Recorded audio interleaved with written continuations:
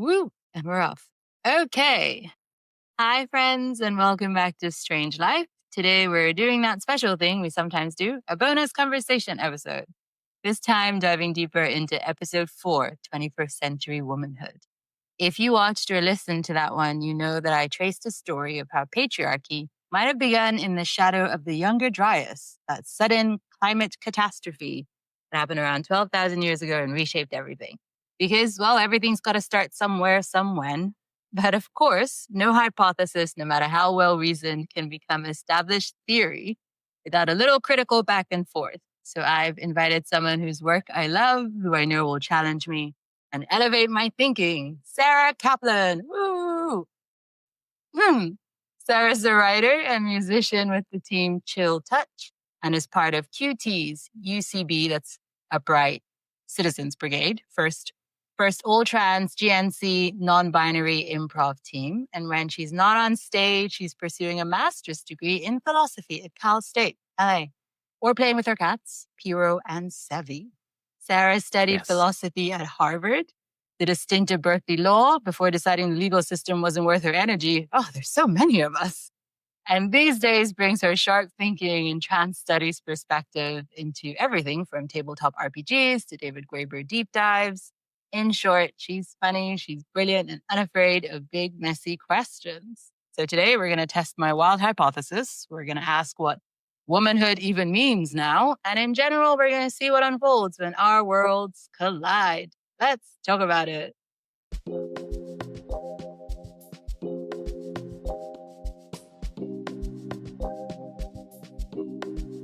Okay, All let's right, do it. so the way this is going to work. Oh, actually, you should definitely get to say hello first before I Hello. barrel on. Hi. I'm so excited to be here. Thank you so much for having me. It's so nice. I'm so excited. I'm going to be quite giddy and fangirly throughout this episode. I apologize to anyone who finds that uncomfortable. Anyway, the way this is going to work is that I'll read out a question that was either sent in by a listener or cobbled together from comments and texts that I got from people after the episode. And since you're the guest, Sara, you get to go first and say whatever you want to in response. And then if you punt it over to me, or if I just feel like I have something to add, what are the chances? I'll say something before we move on to the next question. And with any luck, we'll get through all 6 of them in 30-ish minutes or so. How does that sound? That sounds fantastic. Awesome. Okay. So the first one is on trans women. I did pick this on purpose, obviously. So I've had a couple of listeners who wrote in with something along the lines of, well, how do trans women fit in to that 12,000 year chain of womanhood you describe as survival and storytelling? Does their presence complicate it? Does it actually strengthen the case that womanhood is an adaptive, constructed category? What are your thoughts? And for reference, this is the bit where I'm saying that I still love womanhood because ultimately it's story after story of what it is and how to survive it passed down for 12,000 or so years. And so I guess whatever about the 12,000 part and the origins bit, we'll get to that later. That idea of womanhood is mostly being a story of survival and storytelling. Where does that fit in with Yeah, trans I women? think it's an interesting question. I do want to clarify right off the top. I can only speak for myself. I don't think there is an answer for like how do trans women fit into this?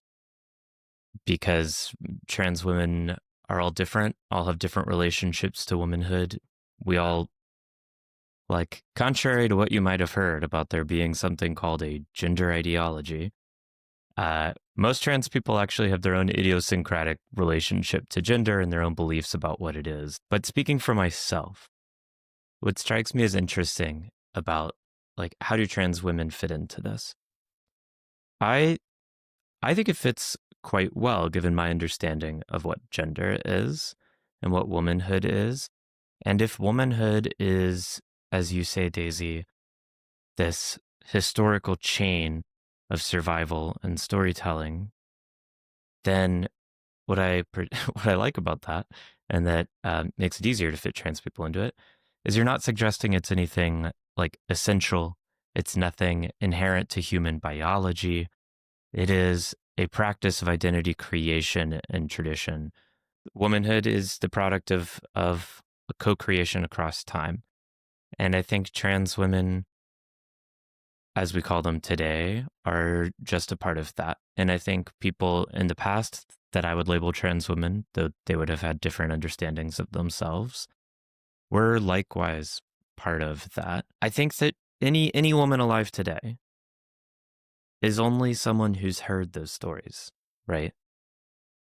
I don't think those stories get, I don't know, you might disagree with that. You see people writing about epigenetics and whatnot, but woman is not a separate species to epigenetically pass on trauma only to other women. We all have X chromosomes.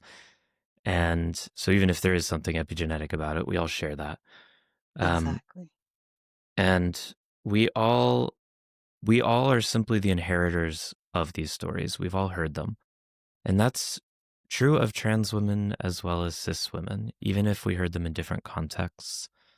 I think that, yeah, I will say, like, for my speaking only from my experience, I was definitely like raised as a boy and grew up with people perceiving me that way.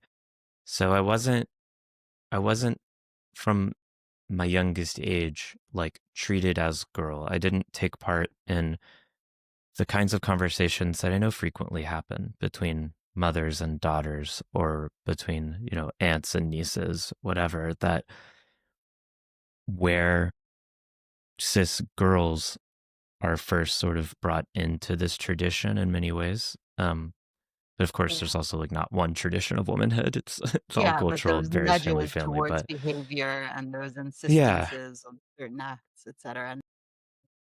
And and I also wasn't the direct recipient of the kinds of like misogynistic narratives that those mother to daughter stories would have to be told to counteract as a kid. So in that sense, I come to this chain of storytelling from a different place. But I think we all hear these stories. And I think one thing people underestimate about trans kids of either gender, of any gender, we're all listening. Everybody's listening. And we are paying attention to the ways in which, in my case, the stories about boyhood and manhood were told that don't make sense to us. And we're listening as best we can, eavesdropping as best we can to the stories of girlhood being told to our friends and our cousins, and trying to learn everything we can about that too. Like, these are our stories, and we can all listen to them. That's what I'd say.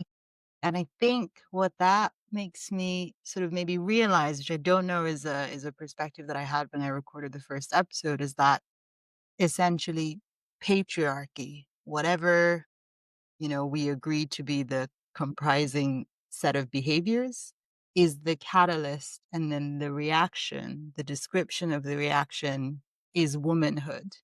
And so given that all of us are subject to patriarchy, then that includes trans women, that includes boys who, in being subject to that patriarchy, find that the set of reactions that are accessible to them, that make sense to them, that mean anything to them, are those that would put them in the category of woman. And so it's almost like it's the shape, the origin shape is the same. And ultimately, the adaption is the same. And then the mechanism of survival is also the same, which is the stories that we tell so that we can keep reacting to patriarchy with survival and with whatever joy and thriving can be found amidst the survival. And that, oh my God, I'm going to so enjoy talking to you. Ooh, okay. Um, I love that as an answer, so I'm happy to move on unless you feel like there's something you wanna add. I can talk forever about anything, Daisy. So we should move on.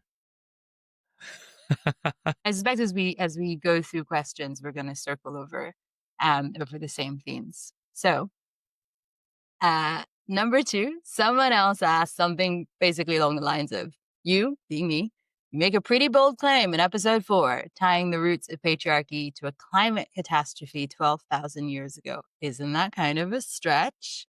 To pin something as big as patriarchy on one singular catalyzing event. How do you respond to that? Da-da-da-da-da. So really, this is throwing the gauntlet down to me, but I don't want to take it yet. So you start Well, saying things. what I'll In say is particular, I'm very interested in why it didn't ring for you. And then I suspect as you talk, I'll think of things. yeah, so I had a similar question I posed to you about like the historicity of this. And what I wanted to know is what your source was, because you speak in such an elegant and compelling flow that is uninterrupted by sources, which has a poetic value, but it did leave me wondering. Yes, to be fair, I did Because put all of the additional readings and contextual readings in the description, but I don't know how much people read long descriptions or click into links from there and that because I didn't want to be interrupted in the flow. But it is a very good question. And essentially what it is me putting together all of the answers that I could find on patriarchal origins together and then finding a logically consistent rendering that accounted for all of those sources. And so there's no source that was like, this is the origin of patriarchy, because literally every single person who writes anything is like, no one can say, we don't know, it's impossible, because of course there would just have to be some bold conjecture to start with, and sure, nobody wants to do that at all or just yet or whatever, which is very understandable. And so instead we get sort of good what we've all agreed on so far. And so putting together The Dawn of Everything from David Graeber and other David whose name I always forget, which I feel very bad about, but the Davids together. the two And then Davids. also the Patriarchs. I'll look up the name of the author and put it in the show descriptions, like those two in particular. And then in general, the reading that I'd been doing around um, sort of pre-classical and pre-antiquity histories and Mesopotamian history in general. And then I think the final kind of component was the sort of climate context or climate timeline and cataclysmic event timelines, of which there were also links to that in the further reading descriptions. And so looking at the thing has to start somewhere, somewhen. At least if nothing else, the contextual behaviors that provoked the response, like they have to have some origin.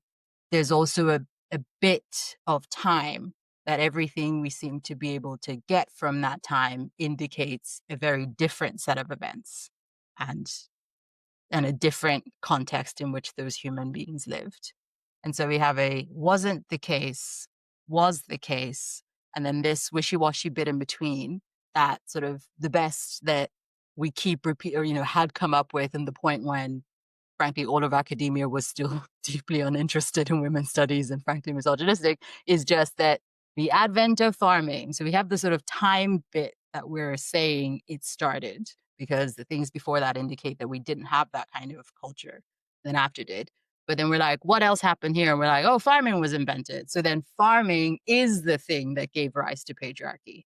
And that's sort of currently established notional truth. But that doesn't make any sense at all. There's nothing essential to the core of that. And also the idea itself that kind of farming was begun and then a bunch of other things started is itself like it's fundamentally challenged. And I think really effectively in David Graeber and other Davids, Dawn of Everything, talking about we don't get this, we started doing this thing and then we just designed all of culture around it, but rather things provoked like fundamental shifts in cultures, like, and in general the impact of cataclysmic events in terms of how they shape and what remains thereafter. And so I think a big part of why I'm doing this podcast in general is when I feel like I've gotten to the limits of what I can do alone with just dialectical process on my own, and the everything from this and this and this and this woven together leaves this as a thing that makes sense. And I'm like, I'm just going to need some more people to argue with me if I'm going to get any further. Also, just part of the reason I didn't leave that out entirely, which was another person's question, is I do think we need to remind ourselves that we are talking about things that were constructed, not by like some, like clockmaker who like arranged it like Lego pieces, but like constructed by cause and effect, which they do things have an origin point, they have shaping factors, and they have a where we're at now.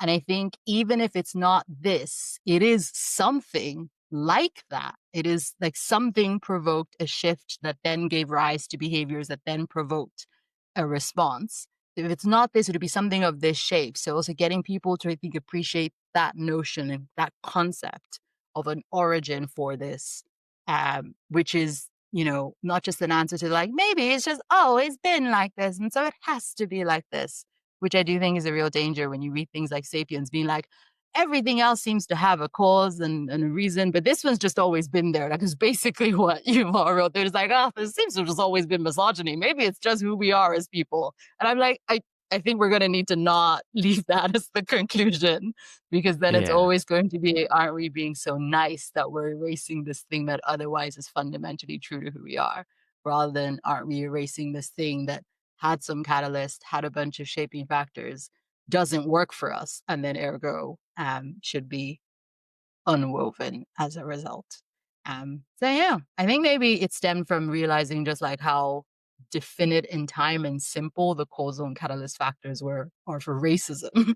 And I was like, maybe they're all like this, where it's literally just something and then a bunch of things. And then now here we are in this vast superstructure that seems like it's part of the literal fabric of the universe.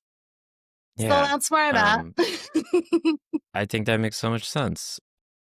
Just since you brought up Sapiens and Yuval Noah Harari, I just want to remind people that he is a PhD in history, but his thesis was History and I, War and the Relations Between History and Personal Identity in Renaissance Military Memoirs of 1400 to 1550.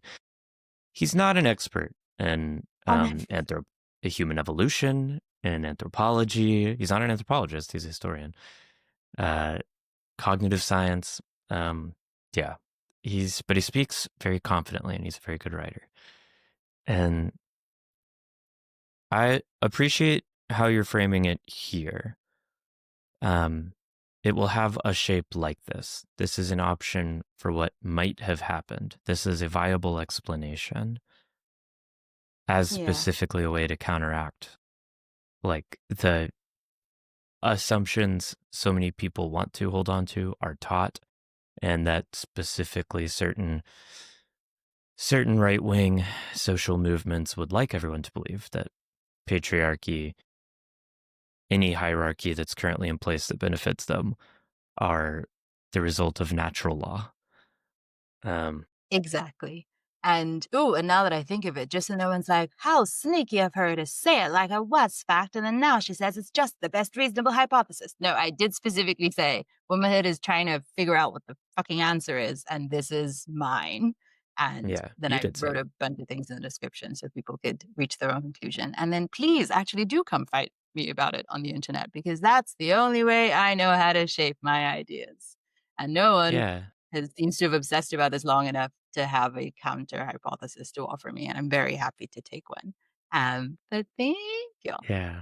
Oh, I mean, I think awesome. the main thing is, I guess where I disagree with you perhaps is this idea that like, and I don't even know that you mean this, but that you said like, well, it wasn't there before, it is here now, so there has to be a place and a time when it started.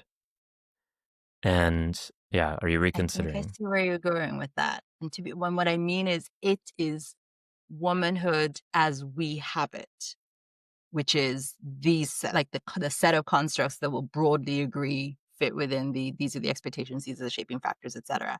That as a thing, I think does have an orange. I think it's too specific, it's too particular, and it has such particular ends that it's quite obviously unnatural.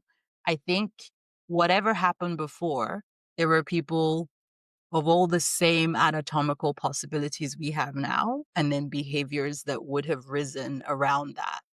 And I would give anything to get a glimpse of what that is. And I think if we saw that, we would also see how some of the things that we still have amidst our very specific and rigid code bear evidence of that previous thing.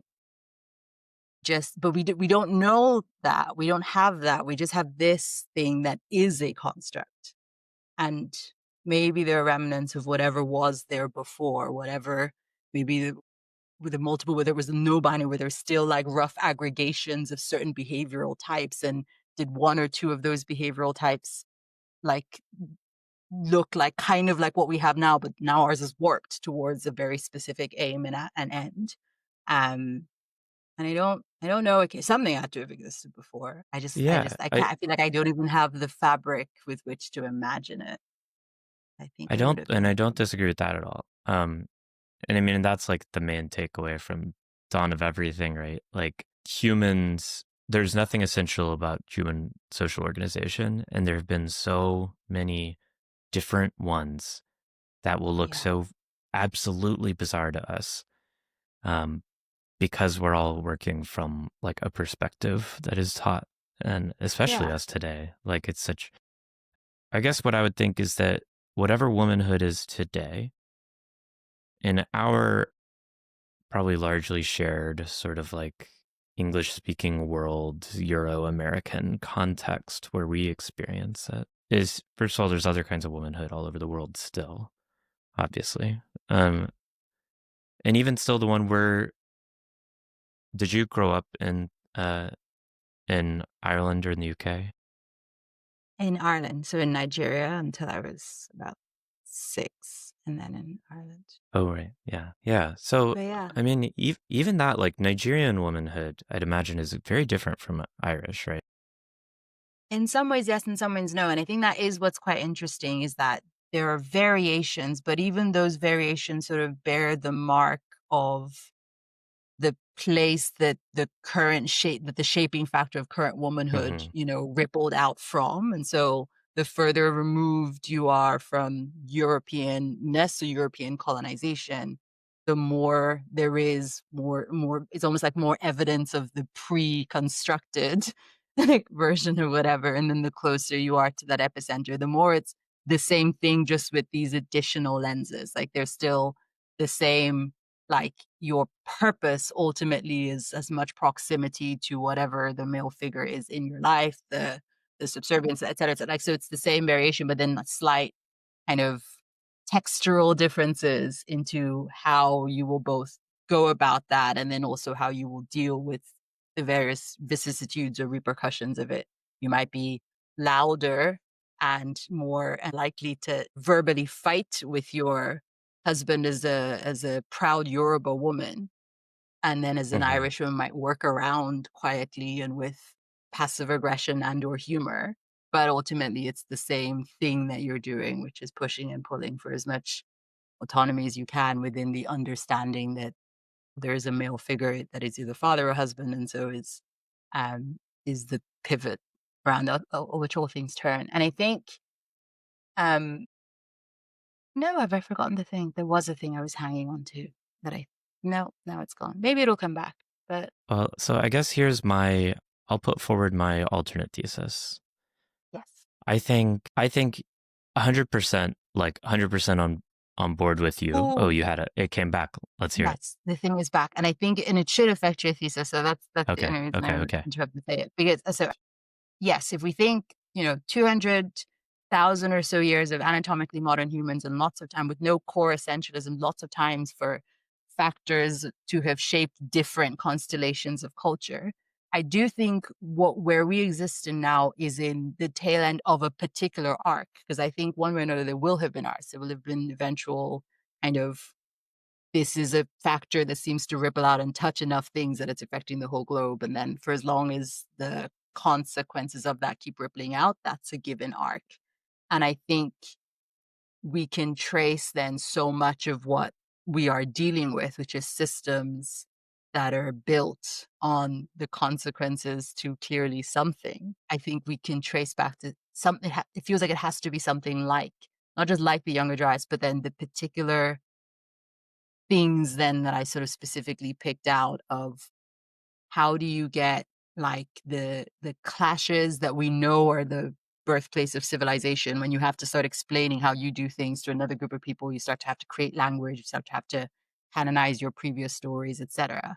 So we know that meetings of places and combinations of cultures are where those were built. And I think everything from what colonization seems to have in common with patriarchy, what patriarchy has in common with capitalism, like it's all too similar. And also, if you keep going like one step further back from each one to try and get to something, they do feel like they converge.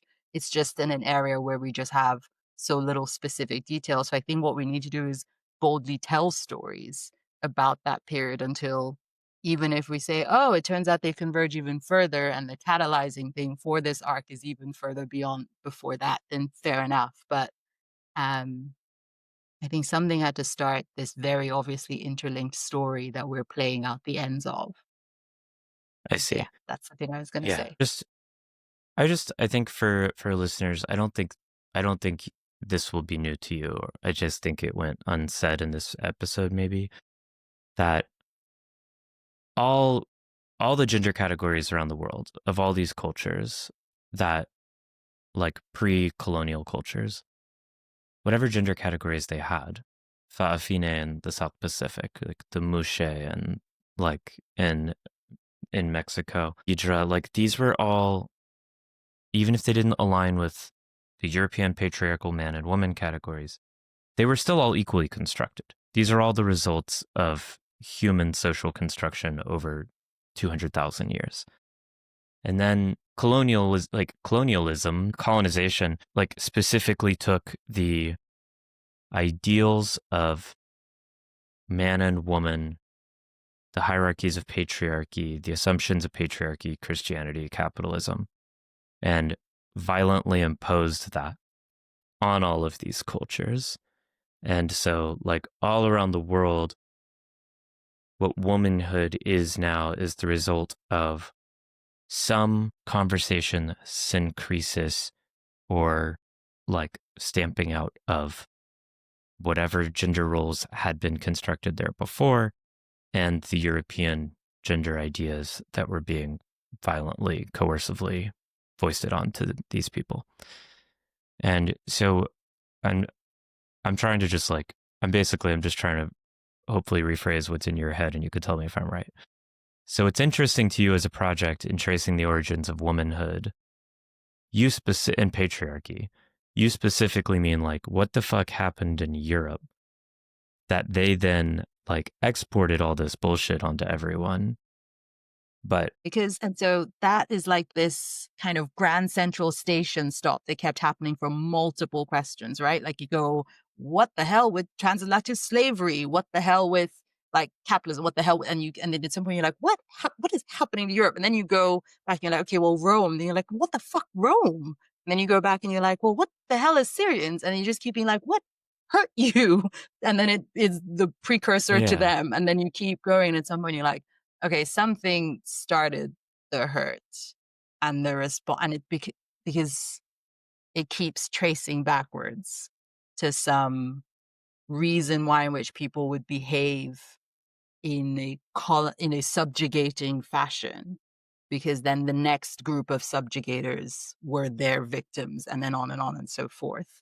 And so it's like it always yeah, then becomes a question of what is the origin of subjugation, at least as we know it, because it is the same iterative pattern. There hasn't really been a new take on colonizing seemingly since the beginning of written history. And so it kept being a what, which is what sort of drove it backwards then to a this seems like a point in time around which so all of definitely the aftermath gives us all of the seeds of the things from which the investigation began. Um, Even if the before, whatever, this whole actually very large space in historical times, several thousand years, but most whatever, of before history. that, Yeah, unclear. After that, all the shit's here. What is this? yeah, But if nothing else, that shape of things, I'm so excited to live in a world where people are like, oh, we're in this like X thousand year storyline. And these are still the repercussions of these. Okay, what do we want to do about like what do we want to just be like, we're gonna leave that one, we're gonna undo that, we're gonna change this.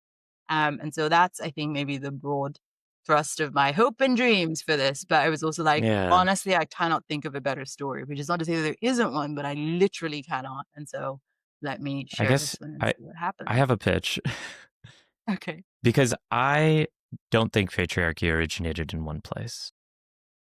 I think patriarchy probably originated all over the place all the time as one form of hierarchy. And I think hierarchies do naturally develop, not because they're naturally good or necessary, but because there are some kinds of human beings who want to impose themselves on others. And sometimes those human beings will be able to amass the power to do that, and hierarchies will develop. And there's lots of pre-colonial societies that are very hierarchically organized. And I think it's true that what we're currently dealing with is specifically the exporting of this like European brand of it, like the kind of patriarchy, hierarchical violent dominance that initially conquered Europe, which of course also had all kinds of local traditions and gender roles that then got like conquered, as you said, through this long history of imperial domination and expansion, repeated and repeated and repeated. But I think And I do fundamentally disagree with that, as in the notion that it just is sort of a naturally occurring phenomenon in the universe, like the urge to dominate or the need to. I think it, like anything, is catalyzed. And when you look at what all both individuals and groups who seek to dominate do it out of, it's quite similar to same fears and needs and hungers. And then so it's sort of like, what are the kind of situations that would create the sorts of fears and hungers to which the response is domination? And there's only a couple of shapes that make sense. And then okay, well, when could those shapes of things have happened? Then there's only a couple of those. And they're generally like, what creates loss, what creates traumas, what creates a necessity to coheve in that particular way? Because it actually, it's quite a complex construct of behavior to dominate. And do you think complex so? constructs of behaviors don't just, like something makes that happen. Because they're so like, as in if you just like random human exists to do anything, you could eat, you could sleep, you could like all the activities you could just spontaneously do before you then get to the complexity of will hold down for to this end. It doesn't, that's not a just happens. That's I what teaches that over time, what necessitates and then teaches that. I think we have different intuitions here because I do think I think, I I think 12,000 years is a very long time or whatever it is, which is even more than that. So I think it's that literally everything we've ever known, could ever imagine, every story of is still yeah, post the existence of this. But it had to have started. Like all behavior at some point started in the gene pool or whatever, or in the environment. sure. So certainly So also this, and I don't even think it's that old because it's you just don't so think there was any specific. domination in the first 100,000 years that modern Homo sapiens are wandering around the world? You don't think any of them were dominating each other? Not en masse, not in an organized en masse fashion. Like that is I don't even mean if they that were, way. then even if they were, why were they? Because again, like everything is catalyzed by something. I This one needs a yeah. proportional specific I don't thing to I, have caused I it. don't mean en masse.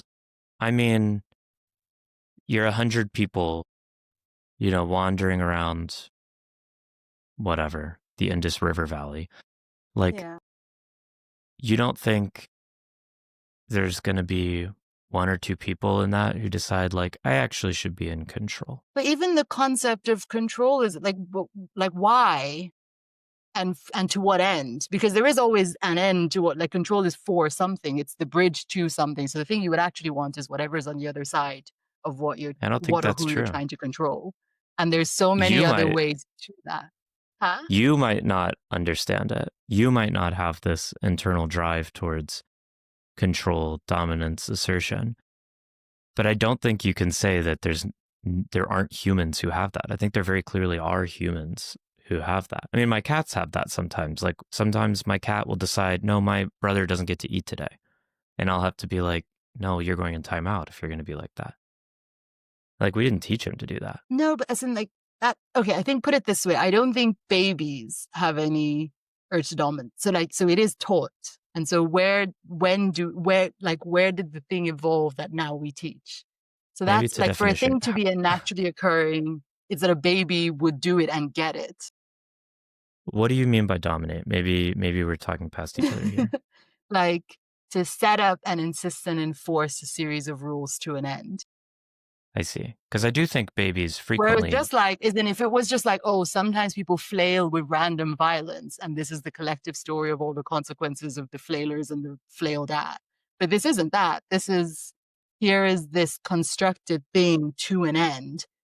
But that behavior is neither simple enough to be spontaneously occurring, or we'd see it like it would make sense as a thing a baby would do, like flailing And out that's an what I think. aggression, reaching for something, eating something, consuming things. There's lots of behaviors that aren't. I'm not saying all like there are no bad things that are naturally occurring in that way, but they're simple bads. Whereas this Babies isn't don't like, babies have to be taught to share. Many babies have no interest in sharing. Many babies, but they certainly have to be taught to dominate also. Like that's what I mean. many They're babies both are like very I know that selfish. sharing is also a learned it's a constructed behavior. It's similar because it's too complicated to not have been. So we know what would give rise to the situation that would make us construct something like learning. So there needs to also be something that gives rise to the situation that would make us construct something like dominating. Sure. So I think dominating, you're thinking of something that's more complex and Like in line with developed than patriarchy I and what we're am. talking about. Like that's because that is You mean like big There's systemic domination? yeah. I'm thinking of just the urge for one person to assert themselves over another, to say, actually, you don't get to eat that mango is mine. To say, But like, that's a actually, we're specific all going to thing. do what It's I just say. like I hunger, so I want. That doesn't have a direct line to patriarchy.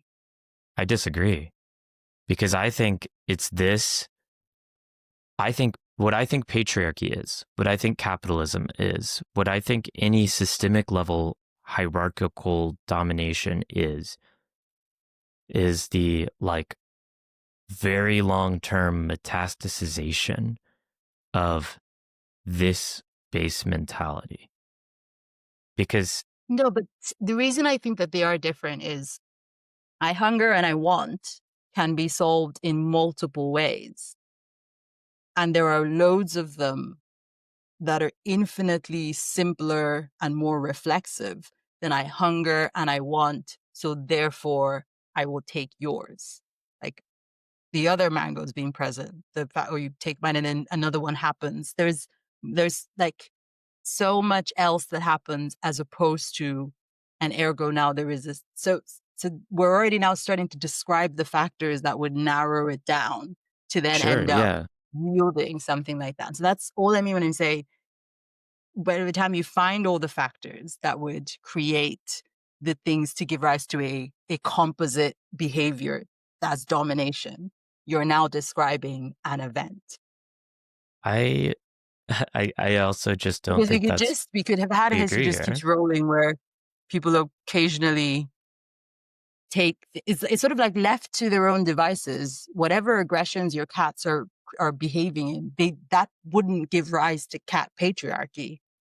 Well, On its own. cats aren't as complex. Cats don't rationalize. Cats don't create systems to justify in the way that we But do. that's so But all of those things are again not just things that happened, they're things that co-evolved with what we were doing. But it just if I take your food because I'm hungry and I don't care if you're hungry, I'm doing that because at some level I believe that I'm more important than you. But I think you're talking about something that's already true of where we are now.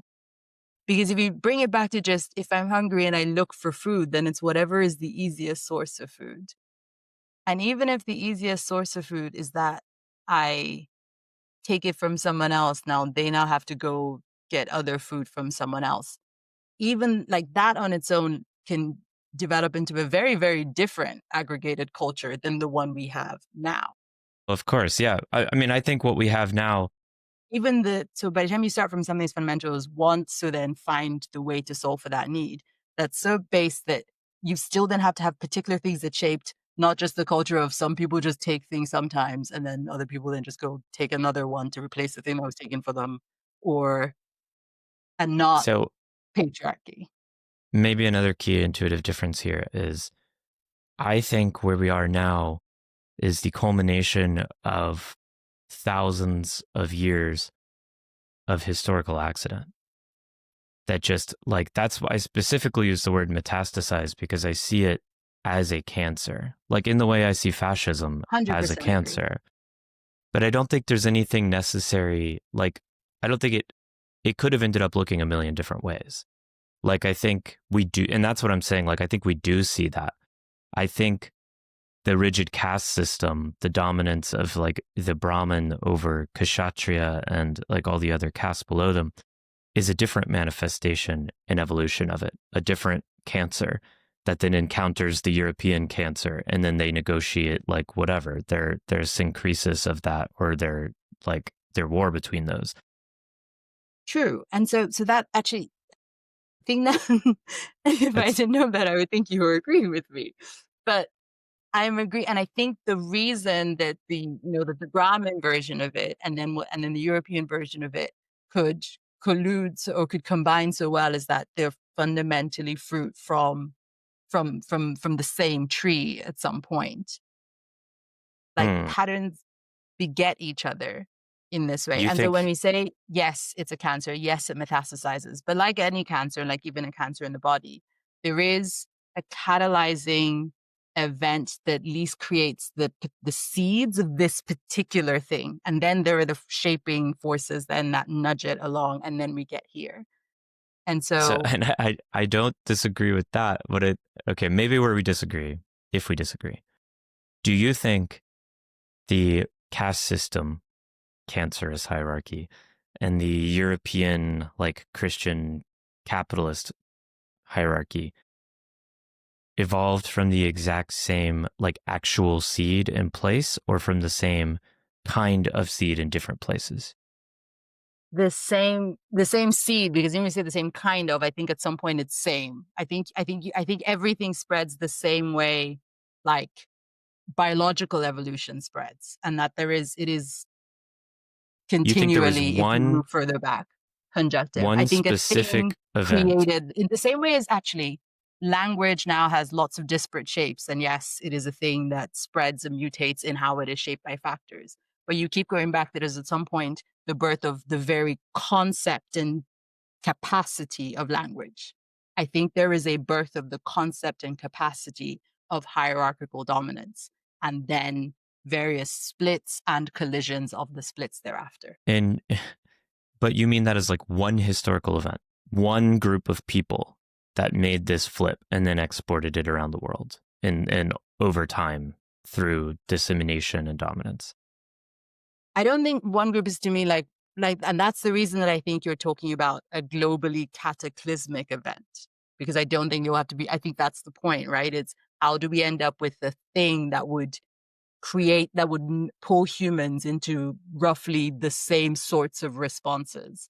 And then as a result of factors bearing on those responses, further metastasizes to where we are now. Okay, so by event, you're referring to the Ice Age. But that's the Younger Dryas brought on an ice age. And then the responses to that ice age create the kinds of things that would make sense to metastasize into where we are now. But what I'm trying to parse here is like uh Indian caste system, European, whatever, all that shit, Incan Empire, like, can we all trace them back to the exact same small group of people, or just the same cataclysm that impacted completely separate humans in similar ways? But yeah, I'm using Mesopotamia, et cetera, because we keep arguing that that is the birth of civilization because of all the behaviors thereafter, et cetera.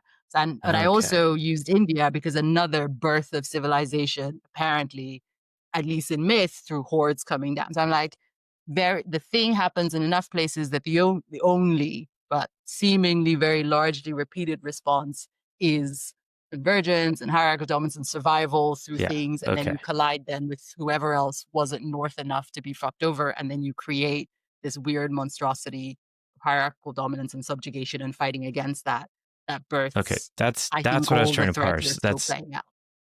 So what I couldn't figure out is if in your mind, like one specific band of people had made this switch and then it was Yeah, I directly don't think it them and has their to be anyone, but I descendants. don't think it could even just be one band, because whatever was there before, yeah. So I don't, but So I can't that's, conceive of it because I don't even know what numbers we're playing out with or exactly. yeah. But I think it's Okay. cataclysmic event for a reason, which is to say this Then we don't same disagree at all. call. Yeah, I had a feeling we didn't. That's what I meant by like, it's something inherently human.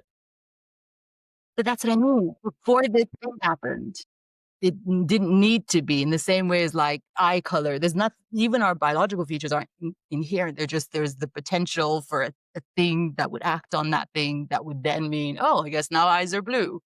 And I think we have to be careful about, because there is something conceding about it's inherently us. And so on some level, it is what it is, what it is. There's only so much trying to, pretty it up. Whereas I'm like, there's nothing inherent about us, least of all this. And I Well, think, okay. Inherent, not necessary. Do you know what I mean? Inherent totally through the result of historical and evolutionary accident. But I do think there is something to humans as a species for whatever reason, and not in everyone, but just like the potential.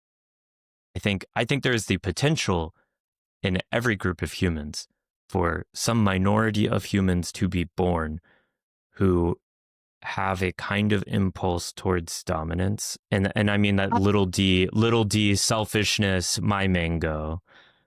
I think that's where both epigenetics and also just like we've left that we now live and have born and have multiple generations born amidst the same sort of shaping factors. So I think combine both of those, and I think you get how is it just some people seem to come out bad. I'm like, one, what's inside them in terms of now embedded, generationally impacted reflex, and two, Mm-hmm. what's around them that keeps recreating and recreating the incentives towards that right from the beginning. Right. And so even But I that, think I'm like, humans, that's just a thing to remove on the board, as opposed to a thing to now start ascribing to us in a way that lets people not even just be like, I want it to be like this, but just sort of do that.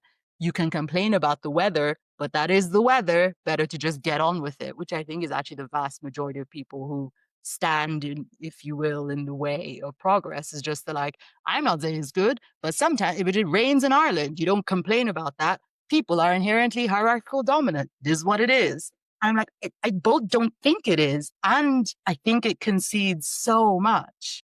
Whereas you just say, no, an accident of circumstance got us here. We can undo this cancer.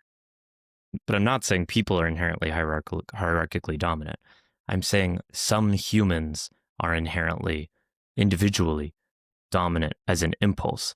And as they dominate others, I think no humans have to be, it's like saying some people are still infected with the virus. I'm like, okay, cool.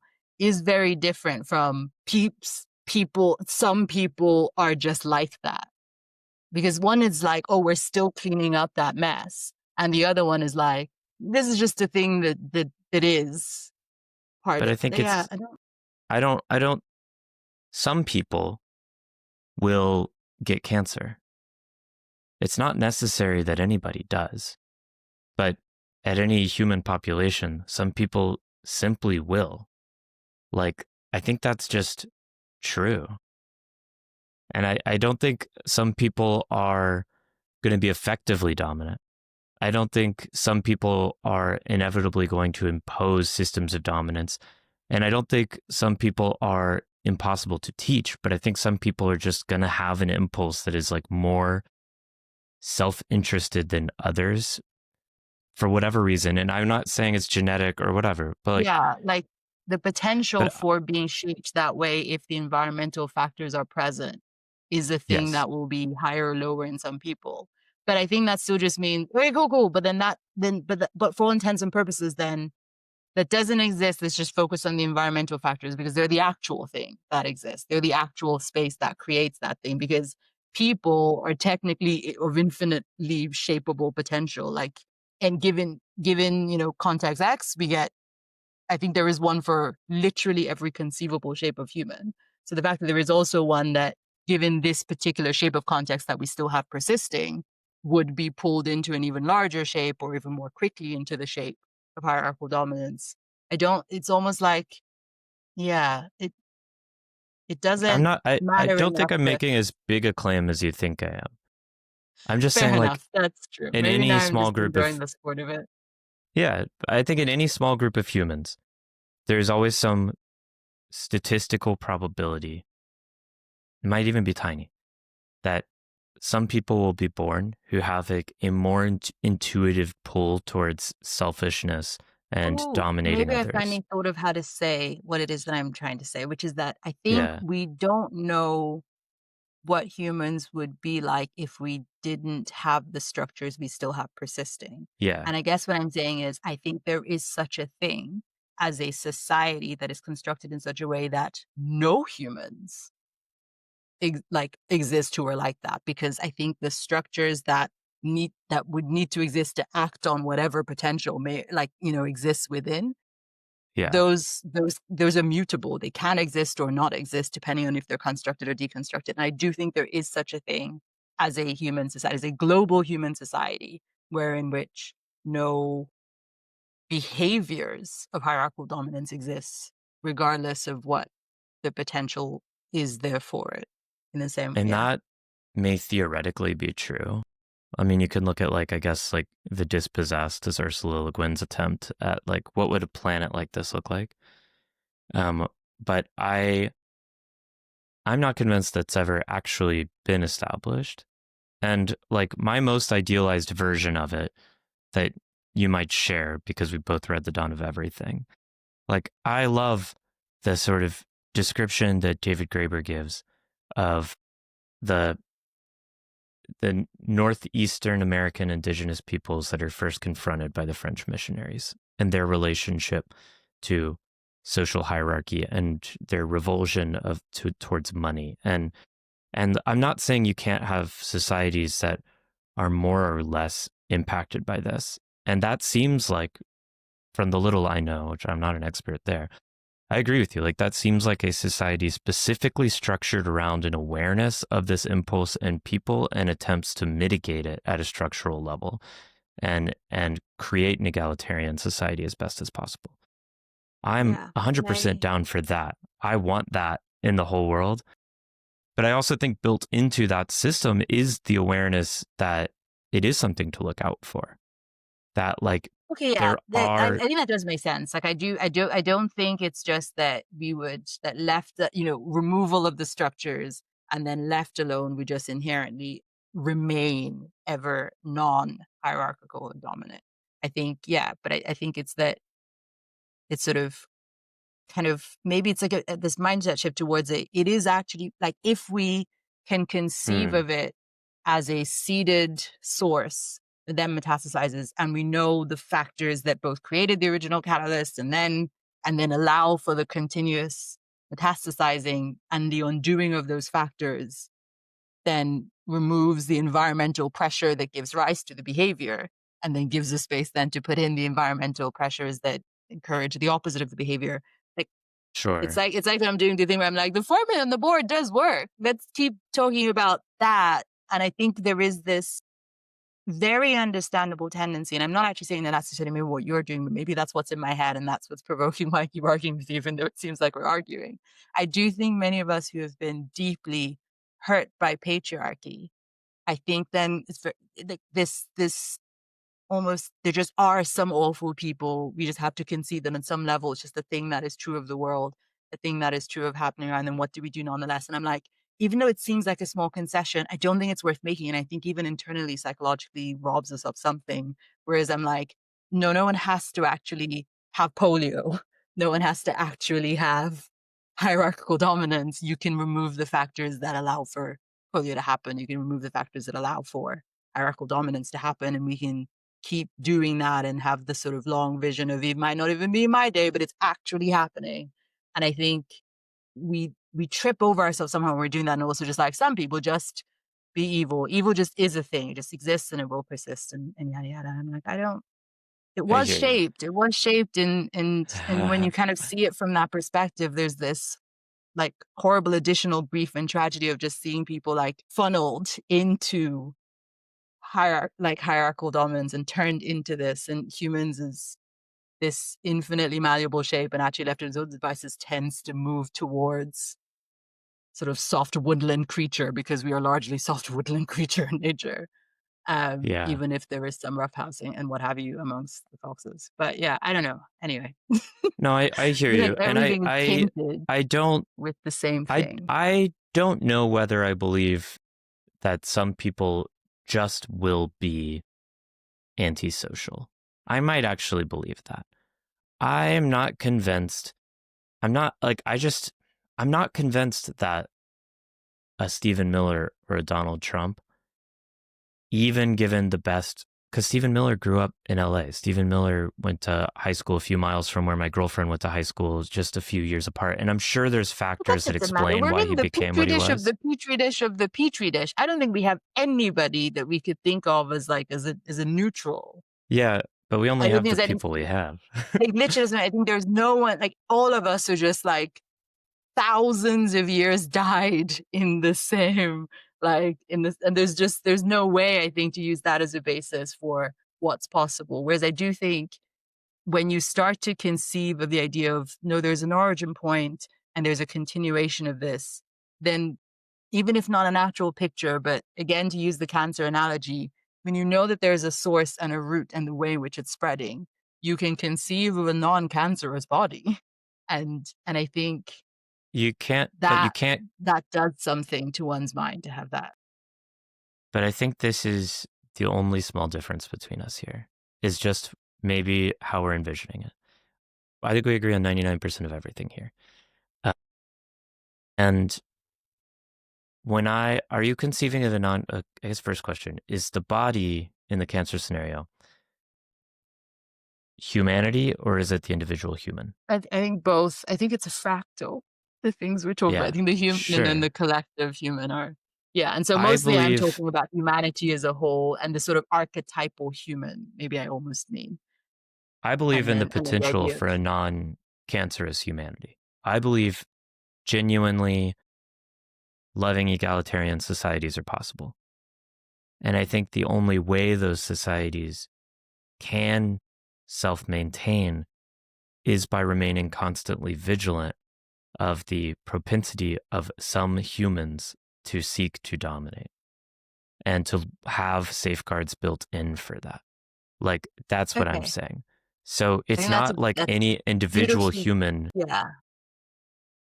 That is beautifully clear because then it lets me, I think, find my sentence, which is very similar, which is that I think the capacity or find the propensity, given the requisite environmental triggers for hierarchical dominance, exists in all humans, because I think all propensities exist in all humans. But I think the factors that are necessary to convert that propensity into any actualization are mutable, are very specific and don't have to exist, aren't naturally occurring and are simple in origin, but we're only seeing the like incredibly dense and complexly metastasized version of it. But if you removed that thing, it's very difficult actually for that propensity to ever be actualized. So I don't think it's so much that some people always have this and so a society is guards against it. I think it's a society removes and then continues to keep removed the factors that are necessary to convert this non-zero Okay. potential in all humans into actualization in any of them, Do you think which is it's the very close, but I same? think it's slightly different. Or maybe it's the same. I don't know. It is slightly different. Do you think it's the Yeah. same amount of propensity in each human? Or do you think some people have lower activation energy to flip into dominance mode? I think it is the same. I think it is the same, like bang on, bang on, bang Oh, on. And but I you have a think very it's then idealistic view. I think it's that I think all like we're almost all the same, like whatever stickman figure, and then the funnel is what picks at that into anything. And so and so I think if you put original, like I can't even imagine original me before all these shapes because I only know me post shapes. But anyway, if I try to imagine whatever I was before literally every environmentally shaping factor I went through and replace all those environmentally shaping factors with one calibrated to give rise to a manifestation of hierarchical dominance in me, then I think I would. I just can barely conceive of that because I had the shaping factors I did have instead of those ones. But I know that those are perfectly possible. And so it's Yeah, the what is the that's a different absence of that question though, funnel? right? That's different to say everyone could. I'm asking, is everyone equally likely? If does every baby that you raise like Donald Trump become Donald Trump, or do some people not? But I think it's not even just the you raise like, it's that his No, like epigenetic his life, context, his like parents' context. I think it's the just everyone who goes through the entire ancestral line of Donald Trump's ancestral line and in the entire ancestral line of both parents to then give rise to because the context wasn't just how he was raised, it's everything so else yeah, too. so And so that's what I mean. but you do think it's different then? Like if someone had secretly swapped Donald Trump with a different baby in the NICU, you don't think he wouldn't Oh, like have actually, led the same life. yeah. Then I probably even less complex, maybe less philosophical than I said it. I do think, yeah, swap the babies in the NICU. Then, yeah, I think you probably do end up with the same person at the end. You think you get the same person, and I don't Yes. at all. That is a key Mm. like We think different assumption we're babies making. already have a different propensity to. I think babies are all very different. I think babies, I mean, I think there are natural propensities of all kinds. Like, I don't think if you swap baby me in for like baby Michael Phelps in the NICU, that I would have become an 8-time Olympian swimmer. Like, I don't think if you swap baby me in for baby Albert Einstein, that I would have discovered relativity. I just think different people, I don't think every human being is like a completely equal blank blob that has been raised into whatever they become. As in, but what I'm saying is, I think even when we're thinking baby, we're thinking about like, okay, like a 3-day old or something, or a 4-day old, and we're picturing them already with their different shaped limbs and their side different shape. But I mean, like from like zero onwards, What is like zero? everything is shaping you. Like ADHD, for instance, which will hugely determine whether or not someone does become obsessive about something enough Right. to be extraordinary, et cetera. Like that doesn't even start developing until like early years.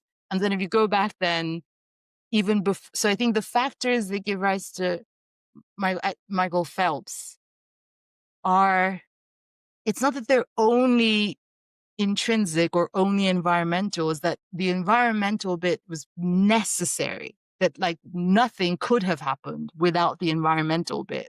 Yes. So I think if you take baby Michael Phelps and he grows up, if we're swapped in the NICU, Michael Phelps and I don't become an 8-time gold medalist. I just don't think my body was never going to have that.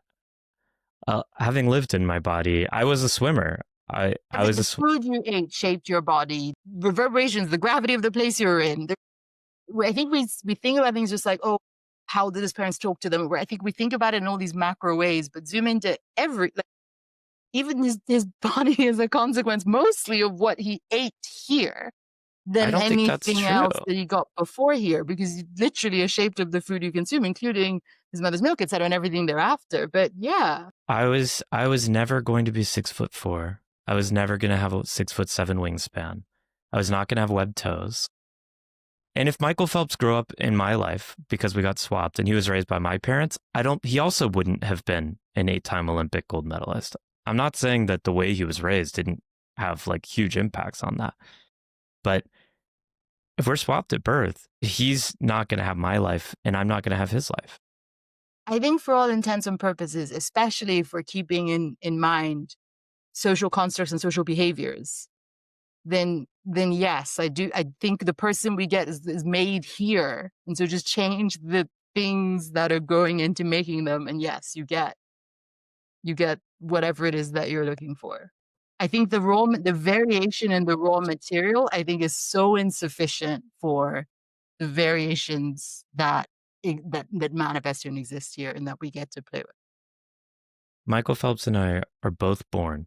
The exact moment we emerge and take our first breath, we are swapped, unbeknownst to the parents. There's like genetic differences between us. I was never going to be him. I'm not 100% sure that you wouldn't have turned out if all of the factors, everything you ate is the same. The breast milk you got is the one that he got. The food that you got thereafter is the one. The weather that you got there, the air quality, and all of this is before we even get to the every action you did every day and everything you saw and everything you touched and everything you felt. Even before we get to then, like, I do not know that doesn't end up getting you the exact same outcome each time, regardless of the genetic input. I'm not 100% sure, but regardless, that's interesting. I think that for something like behaviors of dominance, etc., that's all here. But how do you know? Like, that's a big assumption to make. Because the code that we have certainly is largely for building physical things. And like the knock-on bits before we then finally get to constructions of behavior is so far from the code that we know that that's here. Like that's the sunlight, that's the air, that's the gravity, that's the sounds you hear, that's the sights you see. Like that's here, that's built here. So let's just focus on setting up different creations. Okay, well, let's agree to disagree on that one because, there's no way that you convince me. But this has been enlightening to me. I mean, the reason I'm bringing up the Donald Trump and the Michael Phelps stuff, I'm just trying to understand where we disagree, and this is, I think, a big point of disagreement for us. Yeah, I don't think any social behavior survives based on the genetic code. Again, a complete flipping of the environmental factors. I don't know that any social behavior does, but I do think, I guess also one place we might differ is you said like DNA is just the building blocks to build the thing, but then everything else is the code. Proteins, that's all it does. It codes for protein. And I think that's all we are fundamentally. Like, I guess I might be more of a materialist than you are, maybe. No, I'm agreeing, but I'm saying like all the protein, for protein to then turn into behavior, that's it interacting with the here. Mm-hmm.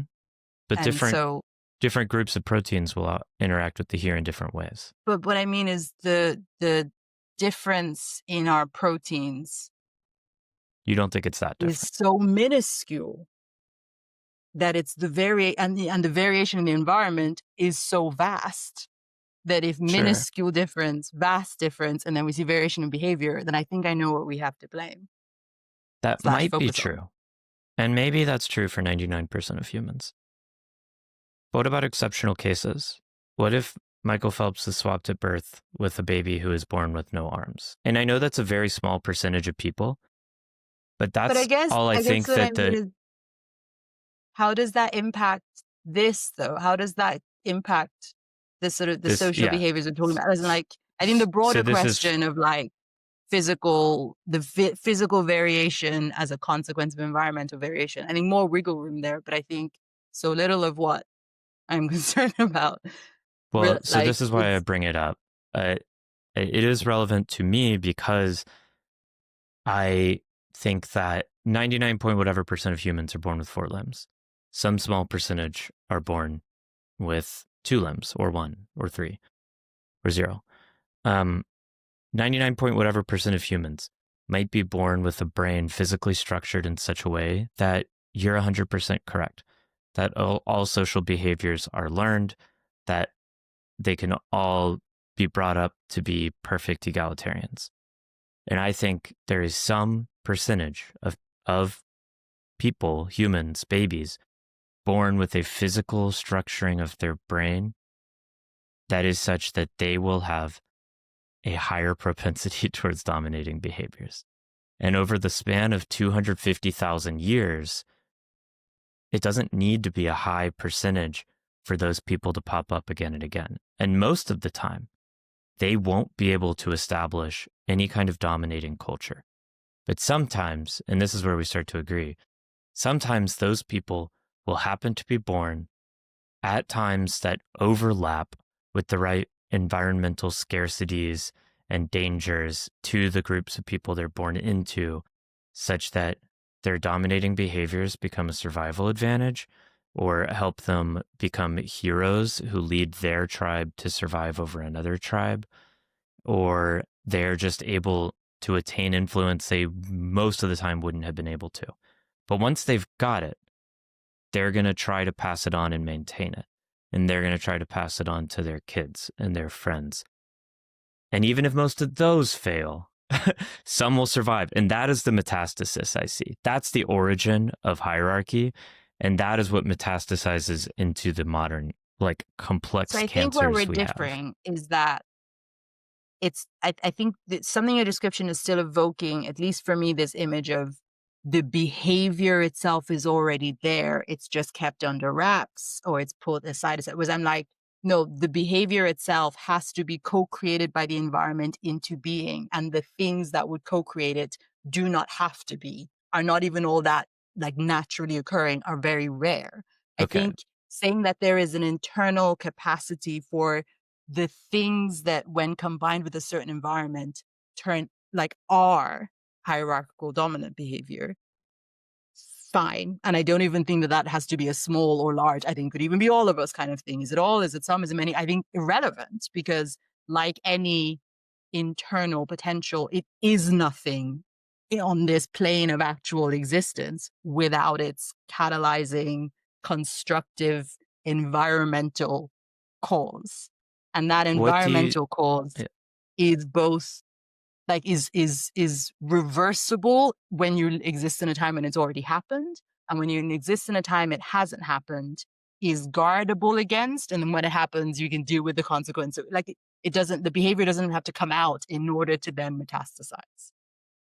Like okay. I think there's a I version of don't things think, where scarcity etc happens, but you still don't, it still doesn't turn into what it did. And then even if after it does, it's still that like there's all these points at which a thing can be dealt with, but I think the thing wasn't even conceivable of or understandable until now.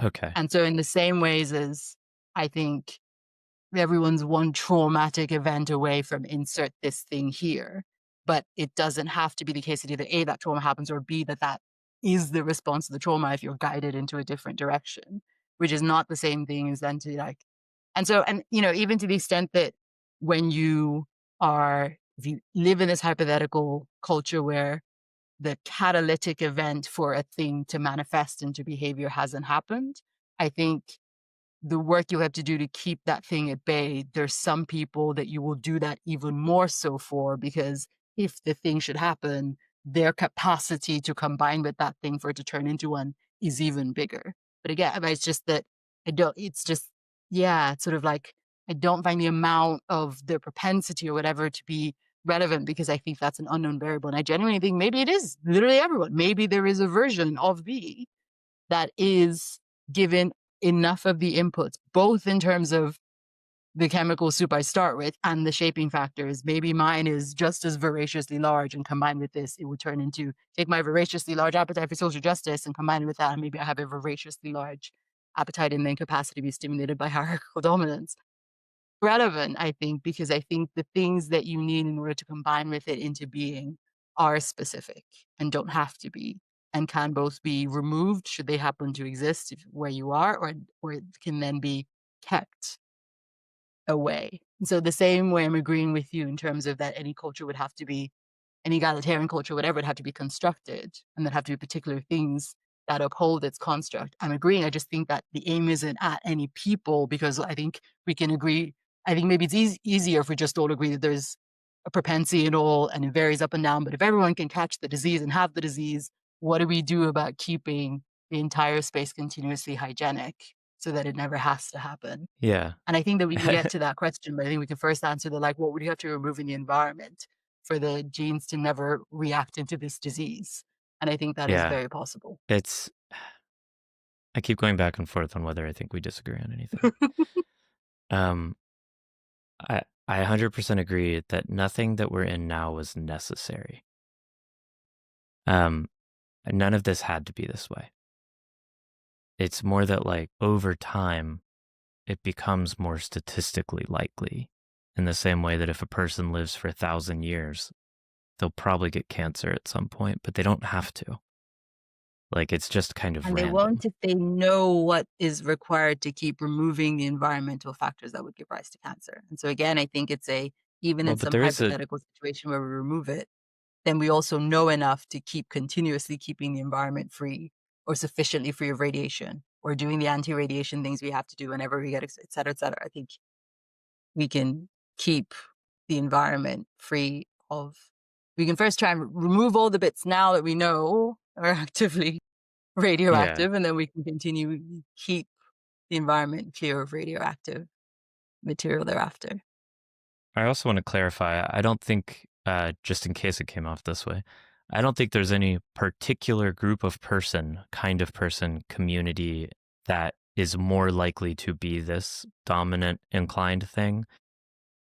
I think every time a human is born, there's a roll of the dice on whether or not they'll have this whatever concoction of DNA and epigenetics and environmental factors. Um, and so that's, you might frame it in a different way, but I think like functionally, we don't disagree on that point.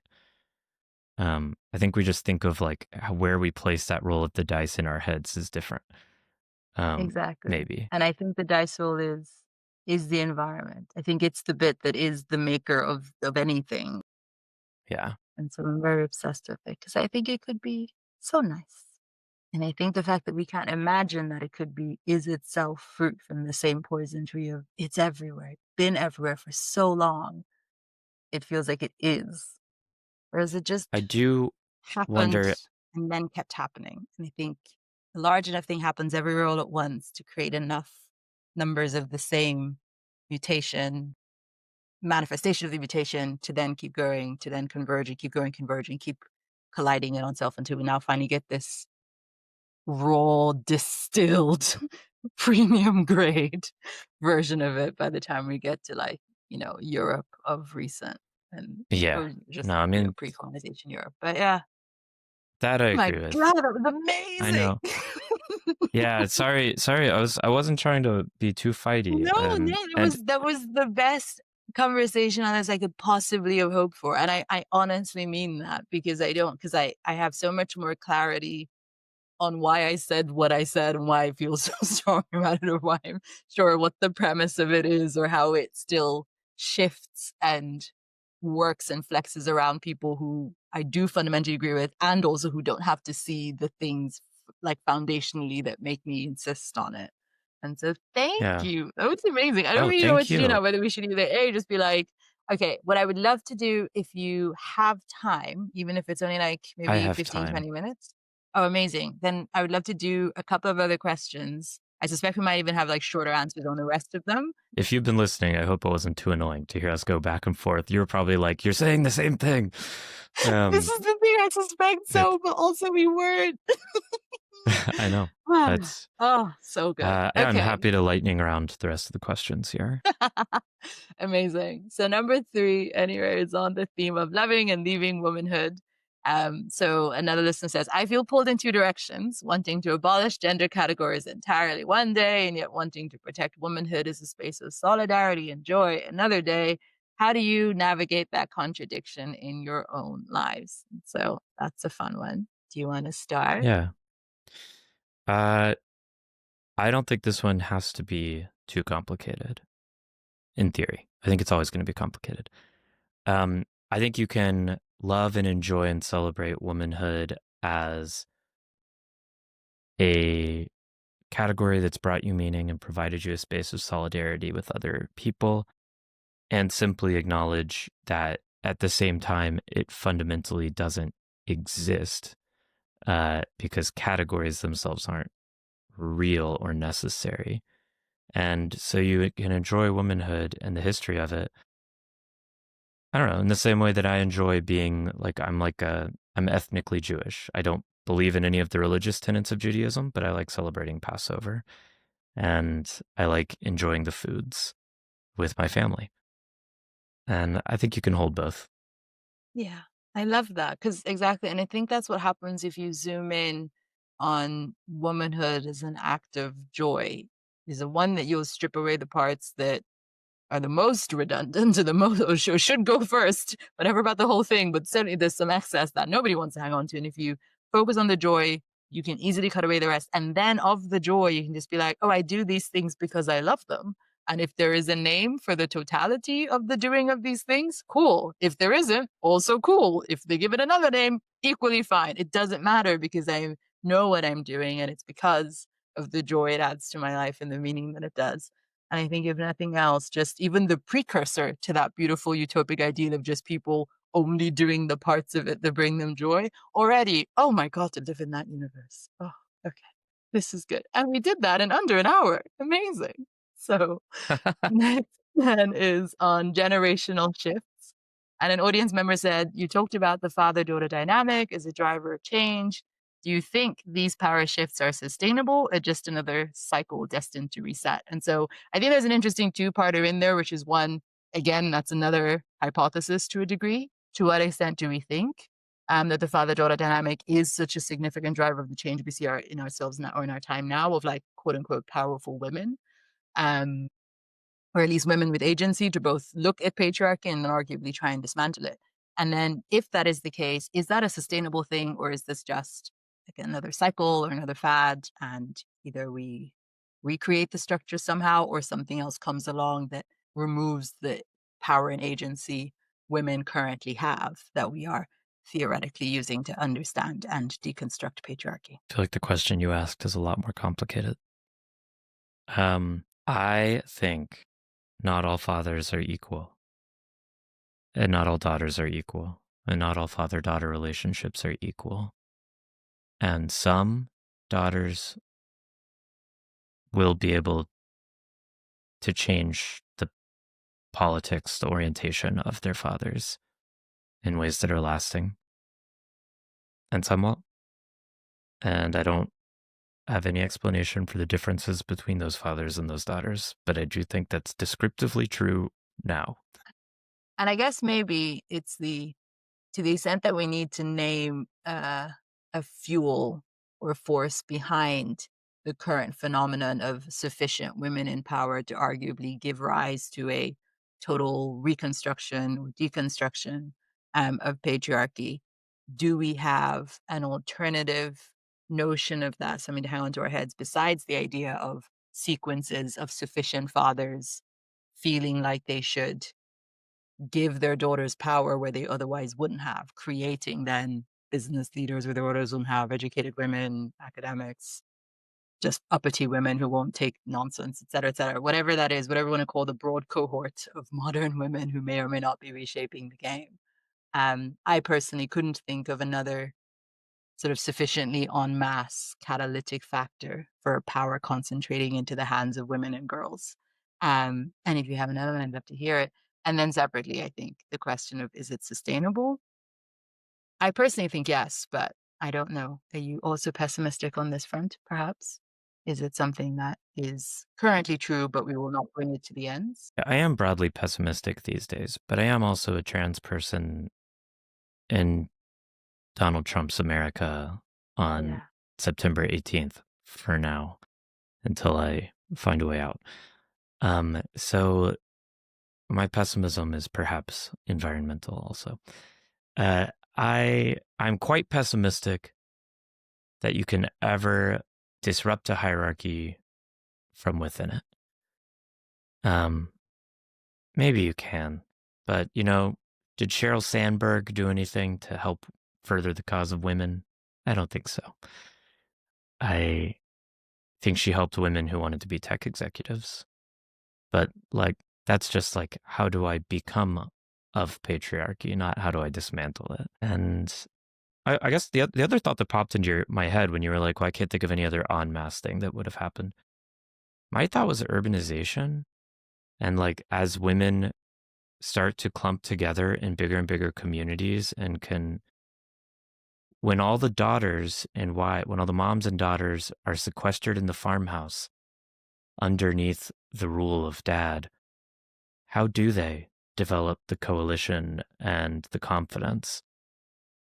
But when all the daughters are together in the city, and they can all talk to each other and be like, yeah, I just wish I could get education, but I know that's wrong. Well, that's crazy. I want education too.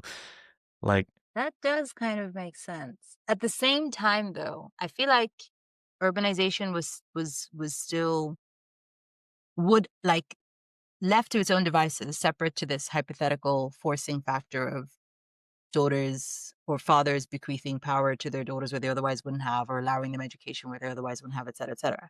I think urbanization on its own, yes, concentration, but I think because it's still either moving with the family or moving in a pair, then I don't know that that on its own doesn't create, like, maybe yes, more solidarity, but how do you end up with seizing power? Or not see, but ending up with more of a share of it than you otherwise yeah. would. How do you end up with more of those ending up And in I'm not education or ending up working or ending up at the helm of power or ending up with capital in their hands? I'm not pitching it as an alternative, maybe just another factor. And I do like that though. I think it's an I exacerbator.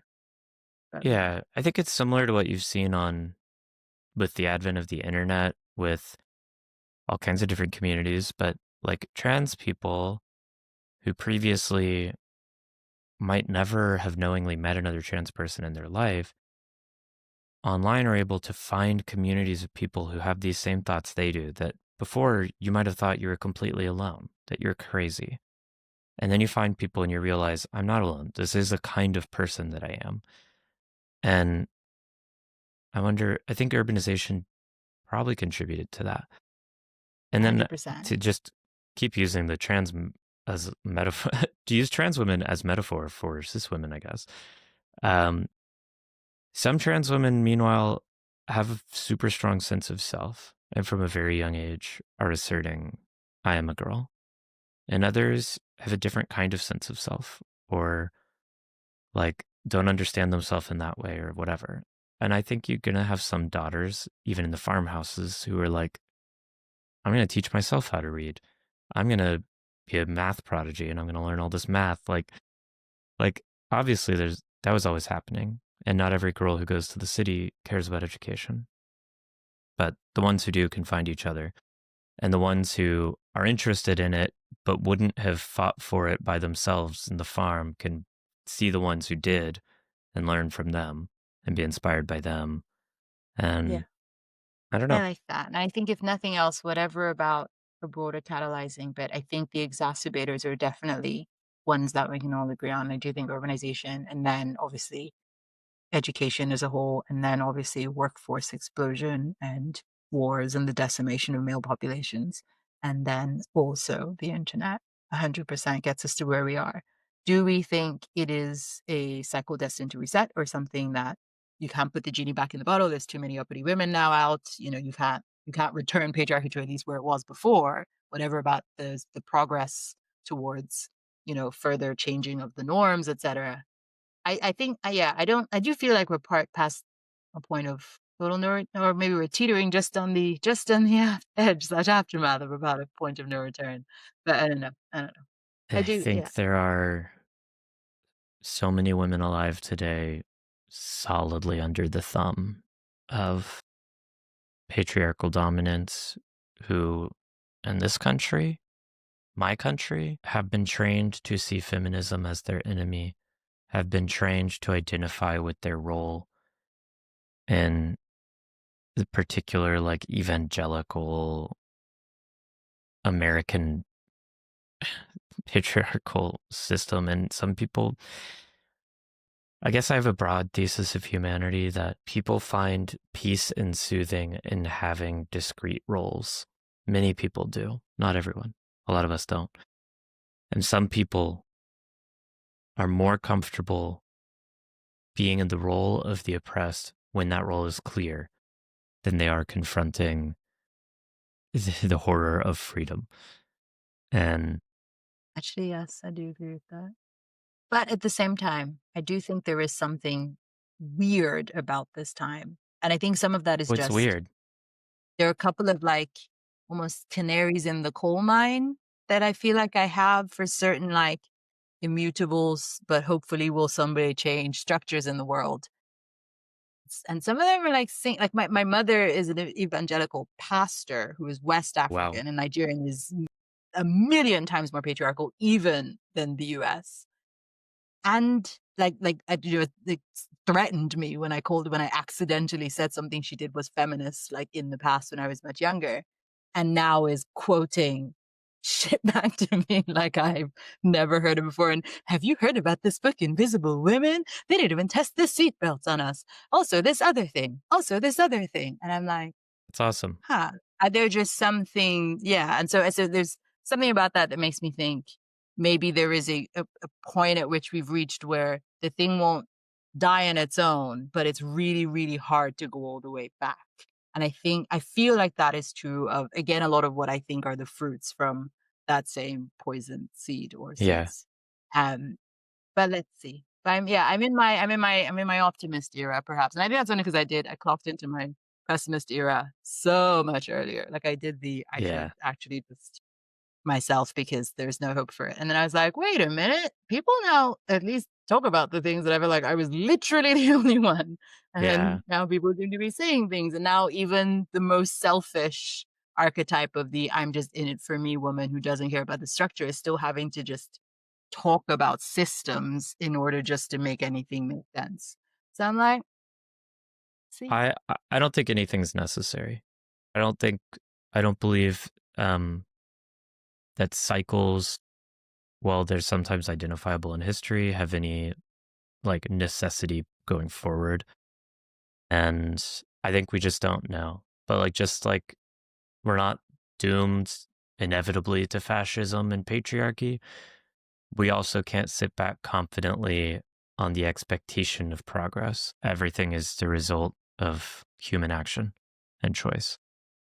there's so much work to do. Maybe that's part of what I'm hoping this is, which is just a real talk. Like, yes, it is as grim, but also this is doable. It's just one big, long, really long group project of cleaning up the like filthiest atmosphere you could imagine. But like, you can clean up a river, you can clean up this shit too if you just decide to do like the patch in front of you at some point, the giant dustbin that is our collective unconscious.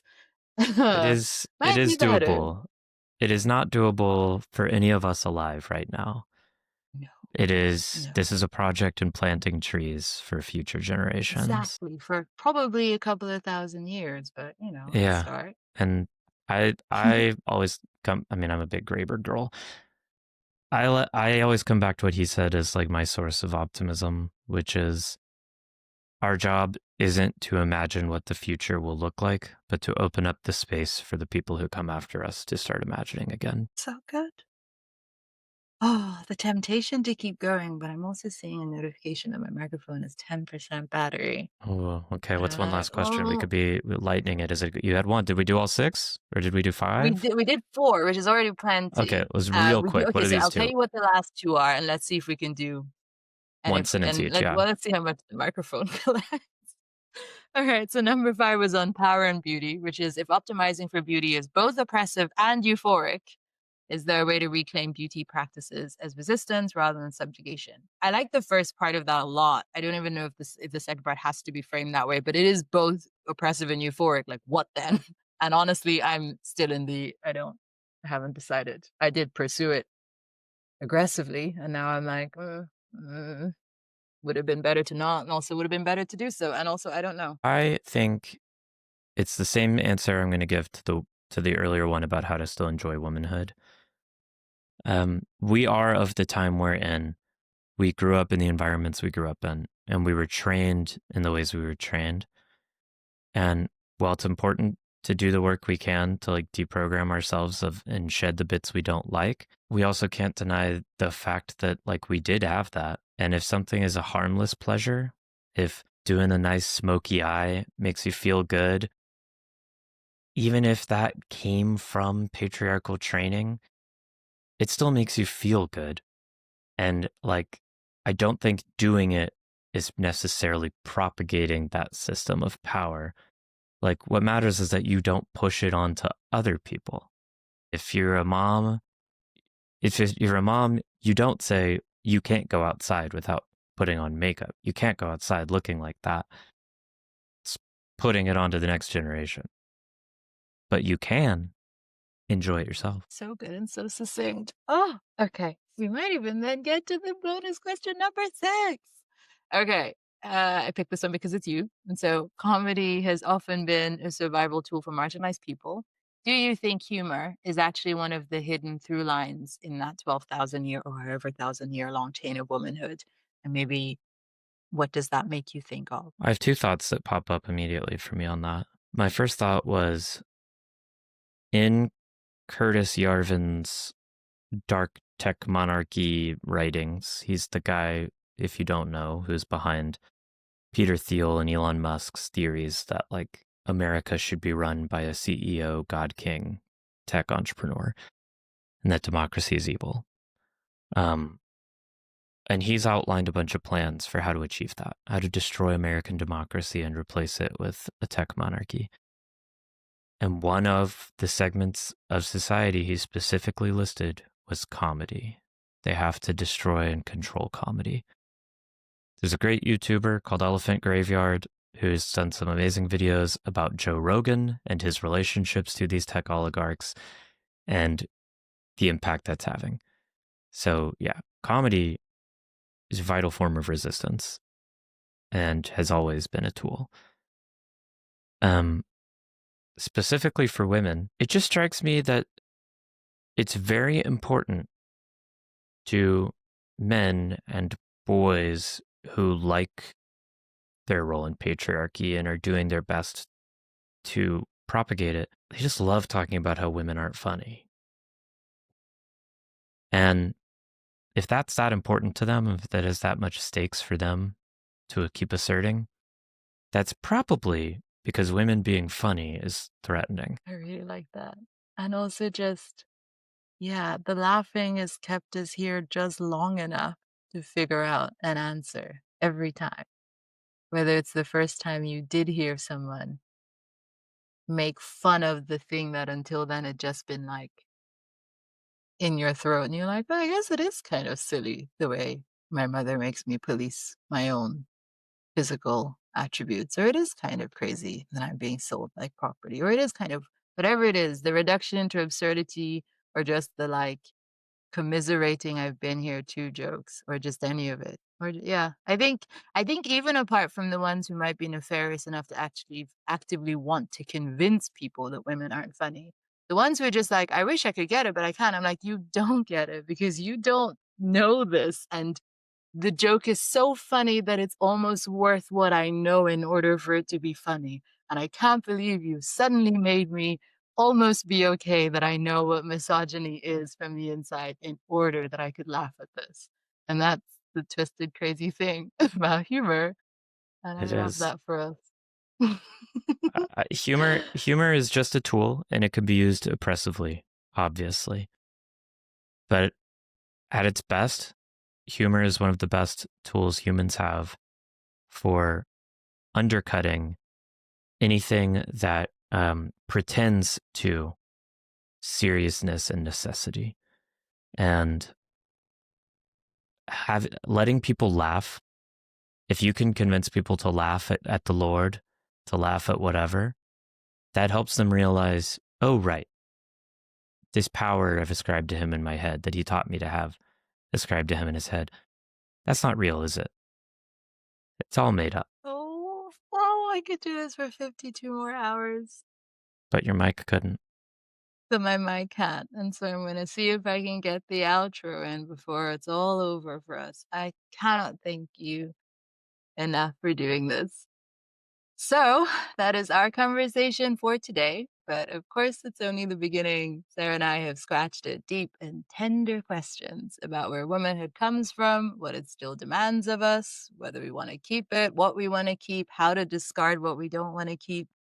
If anything landed sharply with you or opened a new door in your thinking, and I would imagine so, I would love to hear it. So please send reflections on Instagram, or leave a comment on the Substack or wherever it is that you happen to be consuming this. And if you want to keep going deeper, share this episode with a friend and have a chat with them. Wouldn't it be nice to bring back deep conversations? Until next time, stay strange. Thank you so much, Sara Caplan. Woo! Thank you so much for having me. It was Oh, super fun. thank you.